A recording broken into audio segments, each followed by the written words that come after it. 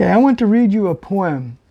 Now, our yoga class is just for beginners, and I myself, even after 48 years of doing yoga, consider myself quite a beginner. But I'm going to read you a poem by our Satguru that tells the ultimate. And it's just good to have that. We need to have goals that are way out there, far over the horizon even, and this is the case here. Even when we start, we can't leap to that place, but it's a long pilgrimage to get there. And even with our first step, it's good to know about that goal way out there and set a goal closer, like taking one step a day toward that goal. That's how every journey must start. So for that reason, I give this to you. Gurudeva said, man is not man. Man is God. Few sages have stated so simply the mystical experience of the Absolute. There is much work to be done on the path of enlightenment, and Gurudeva speaks clearly of that work, the discipline, and the final goal of self-realization. Originally, the Self-God, the name of the poem, was an inspired talk given by Gurudeva in 1959 to a small group of devotees at the temple in San Francisco, California. It is the best concise summary of his Shaiva Siddhanta teachings of the timeless, causeless, formless self. So I'm going to read to you now The Self-God by our Gurudeva. The self, you can't explain it. You can sense its existence through the refined state of your senses, but you cannot explain it. To know it, you have to experience it. And the best you can say about it is that it is the depth of your being, the very core of you. It is you. If you visualize above you nothing, below you nothing, to the right of you nothing, to the left of you nothing, in front of you nothing, and in back of you nothing, and dissolve yourself into that nothingness, that would be the best way you could explain the realization of the self. And yet that nothingness would not be the absence of something, like the nothingness inside an empty box, which would be a void. That nothingness is the fullness of everything, the power, the sustaining power of the existence of what appears to be everything. After you realize the self, you see the mind for what it is, a self-created principle. That is the mind ever creating itself. The mind is form, ever creating form, preserving form, creating new forms and destroying old forms. That is the mind, the illusion, the great unreality, the part of you that in your thinking mind you dare to think is real. What gives the mind that power? Well, does the mind have power if it is unreal? What difference whether it has power or hasn't power? Or the very words that I am saying when the self exists because of self. You could live in a dream and become disturbed by it, or you can seek and desire with a burning desire to cognize reality and be blissful because of it. Man's destiny leads him back to himself. Man's destiny leads him into the cognition of his own being with a capital B. leads him further into the realization of his true being. They say you must step onto the spiritual path to realize the self. You only step on the spiritual path when you, and you alone, are ready. What happens, what appears real to you, loses its appearance of reality. Then and only then are you able to detach yourself enough to seek, to find a new and permanent reality. Have you ever noticed that something you think is permanent, you and you alone give permanence to through your protection of it? Have you ever stopped to even think and get a clear intellectual concept that the self within you is the only permanent thing? That everything else is changing, that everything else has a direct wire connecting it to the realms of joy and sorrow. That is the mind. After the realization of the self, your effulgent being comes to life as you. Joy and sorrow become a study to you.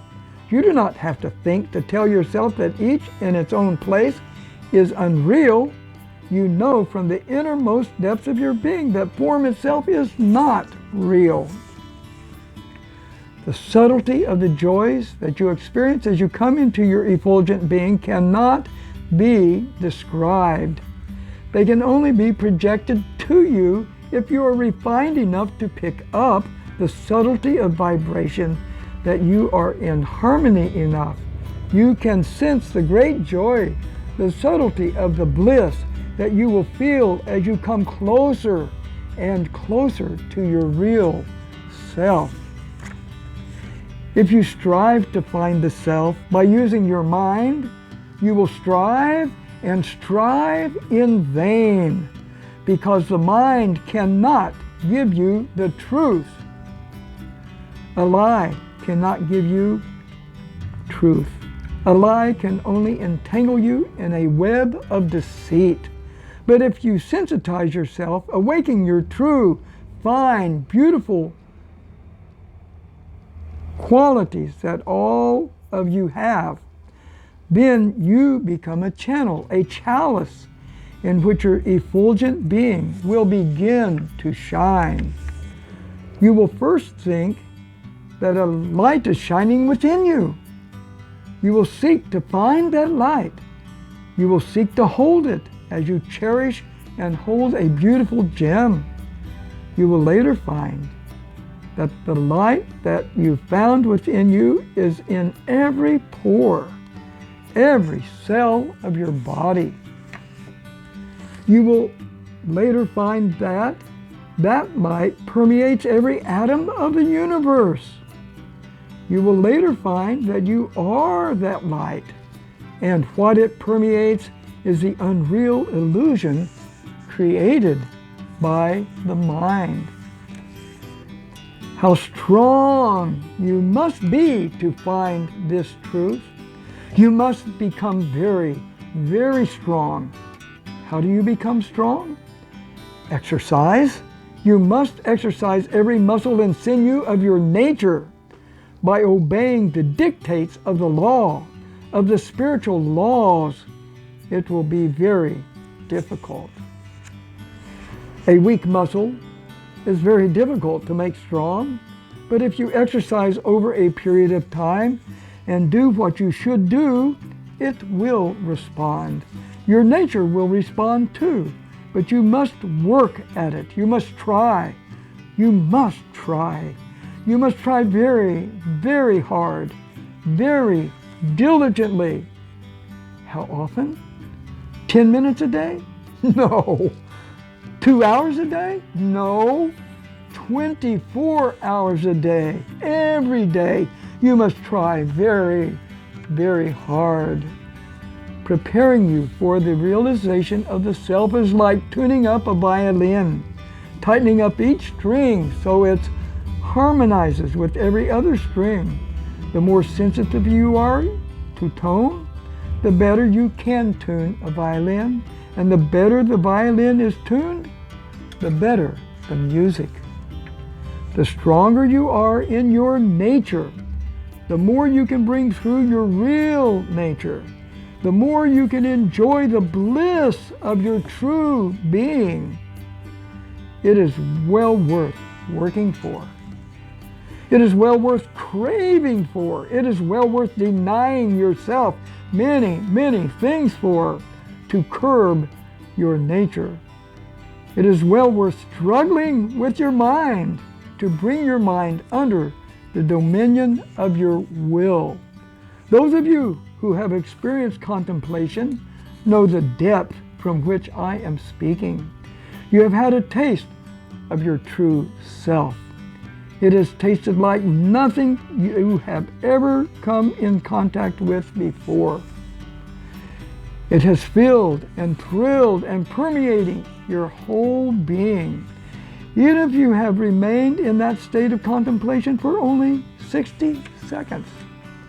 Out of it, you have gained a great knowing, a knowing that you could refer back to, a knowing that will bear the fruit of wisdom if you relate future life experiences to that knowing, a knowing greater than you could acquire at any university or institute of higher learning.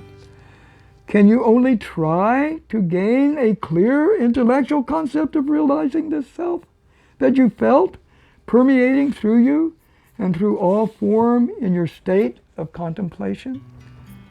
That is your next step. Those of you who are wrestling with the mind in your many endeavors to try to concentrate the mind, to try to meditate, to try to become quiet, to try to relax, keep trying. Every positive effort that you make is not in vain. Every single brick added to a temple made of brick brings that temple closer to completion. So keep trying, and one day, all of a sudden, you will pierce the inner realms of your mind and enter into contemplation. Then you will be able to say, yes, I know, I have seen. Now I know fully the path that I am on. Keep trying.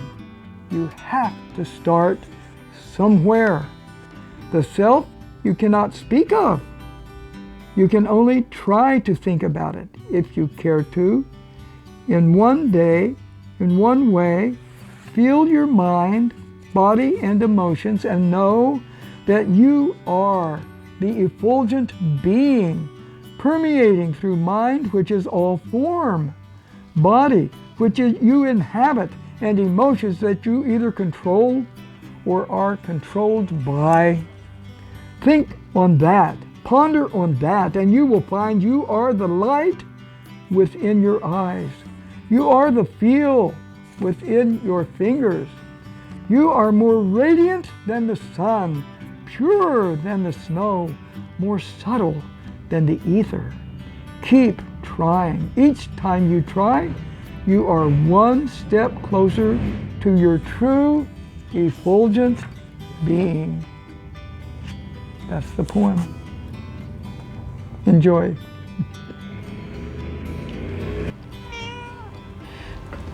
So this poem has so much in it. And there's no way that I'm the person that would tell you the answer to all of that. You need a guru for that. I'm just a person who shares, who is having an incredibly wonderful experience with this teaching and with yoga and with Siddhanta and with Advaita. That's my path. Even though this may never be your path, and that's all right with me, you might find some help in this by listening to it, finding the parts that you can relate to, the parts you can understand, or maybe you'll find it somewhere else. Doesn't matter. Everyone, according to this poem, is on the way back to the real self that they are.